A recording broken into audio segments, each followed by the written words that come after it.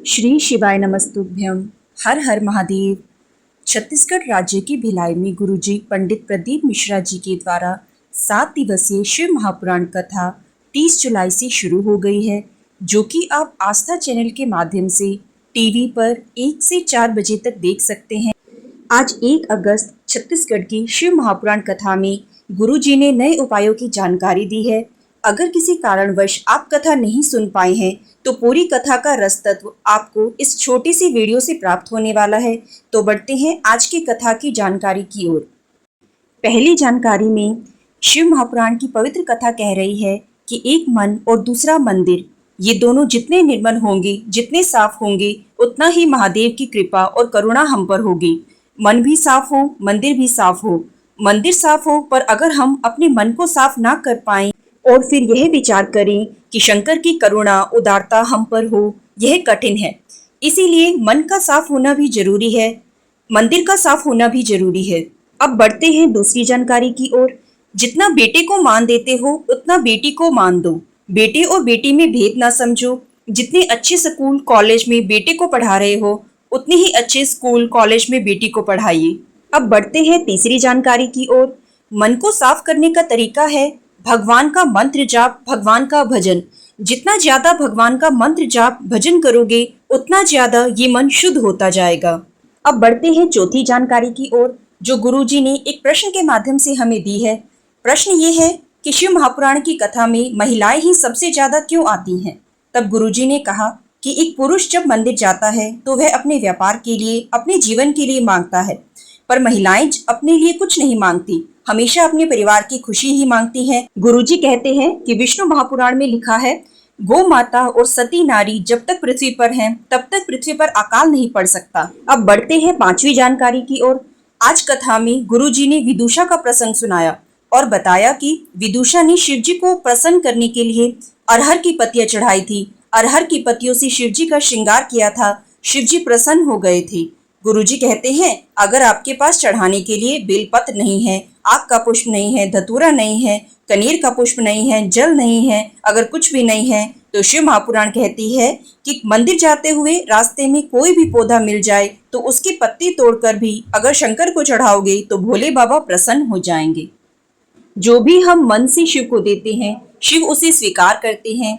शिव जी आपका निर्मल मन हृदय देखते हैं। शिव शरीर देखकर, स्वरूप देखकर नहीं, मन देखकर करुणा करते हैं। अब बढ़ते हैं छठी जानकारी की ओर। 6 अगस्त को प्रदोष के दिन जब आप कावड़ भरने सीहोर आओ, सीवन नदी का जल भरो, तो अपनी झोली में, गोदी में चावल डाल आना। चावल गोदी में रहने देना। कावड़ लेकर कुबीर भंडारी के यहाँ जाकर चढ़ाना। बाद में हाथ में चावल लेकर अपने मन की कामना करके कुबरेश्वर बाबा को 2 दाने धान के दे देना। उससे वंश की वृद्धि होती है। कावड़ भरने का समय 9 बजे रहेगा। अब बढ़ते हैं आज की 7वीं जानकारी की ओर। शिव महापुराण की कथा अगर आप सुन रहे हो, शंकर जी के मंदिर में झाड़ू लगा रहे हो, पोछा लगा रहे हो, शिव भक्त को पानी पिला रहे हो, किसी का मुंह जूठा कर रहे हो, कोई सेवा शिव जी की अगर मिली है तो ये भाग्य से नहीं, सौभाग्य से प्राप्त होती है। अब बढ़ते हैं आज की 8वीं जानकारी की ओर। गुरुजी कहते हैं, भगवान का स्मरण करो, कीर्तन करो, नाम जप करो, अपने घर में भी रहो, खूब कमाओ, और जितना भी कमाओ उसमें कुछ अपने ऊपर भी खर्च करो। शंकर भगवान की आराधना करते रहो, विश्वास करते रहो, एक दिन शंकर भगवान आपकी झोली जरूर भरेंगे। बढ़ते हैं 9वीं जानकारी की ओर। कई लोग कहते हैं शंकर भगवान को ये मत चढ़ा देना, शिवरात्रि में यह मत करना, शिव जी नाराज हो जाएंगे, प्रदोष में यह मत करना। ऐसे डराने वाले वीडियो आपको देखने को मिलेंगे। ऐसे वीडियो आपको बिल्कुल नहीं देखने हैं। ये आपके मन को भ्रमित कर देते हैं। ऐसी वीडियो से आपको दूर रहना है। निर्बल भाव से हम जो भी चढ़ाते हैं, भोलेनाथ उसे स्वीकार कर लेते हैं। सावन के महीने में अगर आपने सावन के सोमवार के उपाय नहीं किए हैं तो 4 अगस्त सोमवार को उपाय जरूर करें। पहला उपाय है, शिव पुराण में सुना है कि शंकर भगवान को 108 कुछ भी चढ़ाना चाहिए। अगर आपके पास कुछ भी नहीं है तो 108 चावल के दाने चढ़ाइए, 108 मूंग के दाने चढ़ाइए, 108 सरसों के फूल चढ़ाइए, 108 सफेद पुष्प या 108 गुलाब की पत्तियां, कुछ भी चढ़ा सकते हैं।